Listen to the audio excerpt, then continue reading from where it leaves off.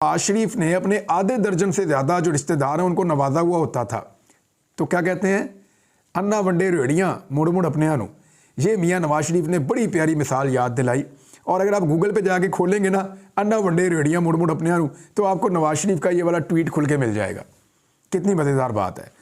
तो नवाज शरीफ साहब वो अन्ना है जो अपनों में ही बांट रहा है और अपने घर से बाहर से कुछ दिखाई नहीं देता। वैसे डूब मरने का मुकाम है उन बेचारे मुस्लिम लीगियों के लिए जिन्होंने अपनी जूतियाँ घस दी, जिन्होंने मेहनत कर करके बेचारों के सर गंजे हो गए, जिन्होंने नवाज शरीफ के लिए जेलें काटी, अपनी जमात के लिए उन्होंने सख्तियाँ बर्दाश्त की, जिन लोगों ने बड़ी मेहनत की और आज भी ना उन्हें पार्टी का कोई ओहदा मिलता है और ना उन्हें कोई बड़ा ओहदा मिलता है हुकूमत के अंदर।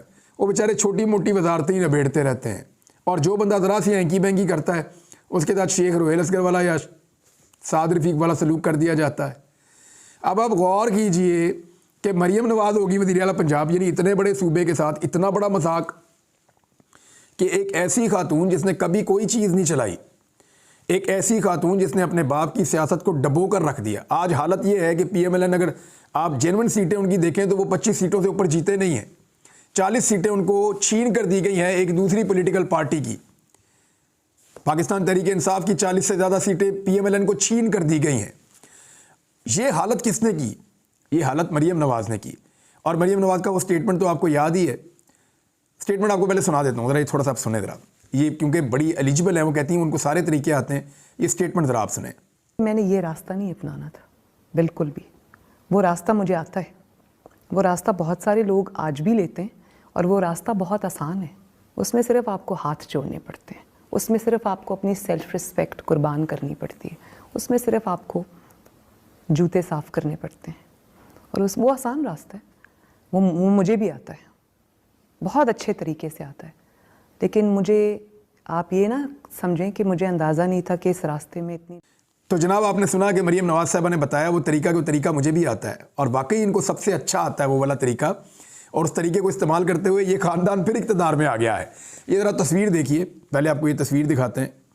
इसमें ये शहबाज शरीफ साहब बैठे हैं सेंटर में, उनके साथ बैठे हुए हैं अल्लाह ताला सेहत अता फरमाए चौधरी शुजात हुसैन, साथ आसिफ अली जरदारी, उनके साथ खालिद मकबूल सिद्दीकी, दूसरी जानिब चेयरमैन सेनेट जो है सादिक संजरानी, उनके साथ अलीम खान जो काफ़ी रंजीदा नज़र आ रहे हैं। उसकी वजह यह है कि अलीम खान को लगता था वो वज़ीर आला पंजाब बन जाएंगे, उनका कोई दाव लग जाएगा।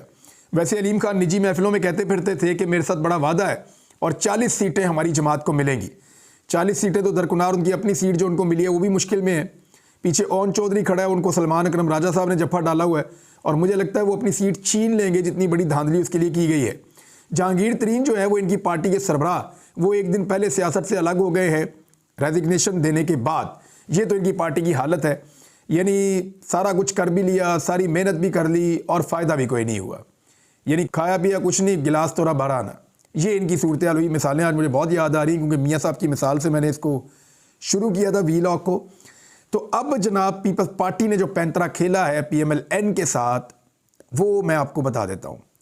पीपल्स पार्टी ने ये स्टेटमेंट दिया है कि वज़ीर आज़म के उम्मीदवार के तौर पे नून लीग की हमायत का हम ऐलान करते हैं और हम वफाकी हुकूमत का हिस्सा नहीं बनेंगे।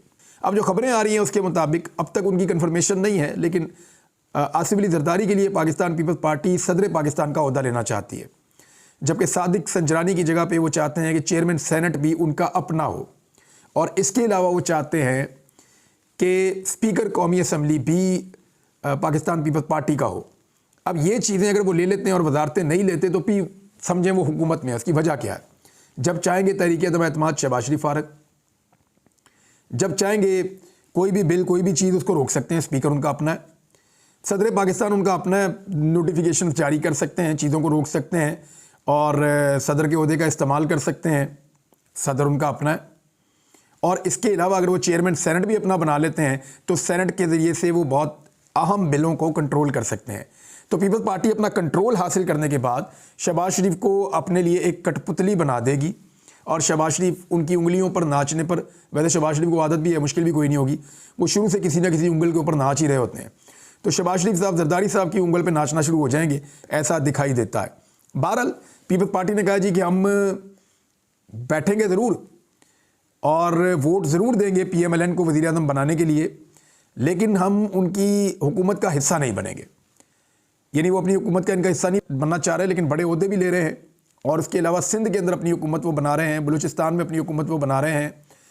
तो PMLN को बहुत बुरी तरह फंसा के, बांध के हुकूमत में धकेल दिया है पाकिस्तान पीपल्स पार्टी ने। देखिए, होना भी यही चाहिए था।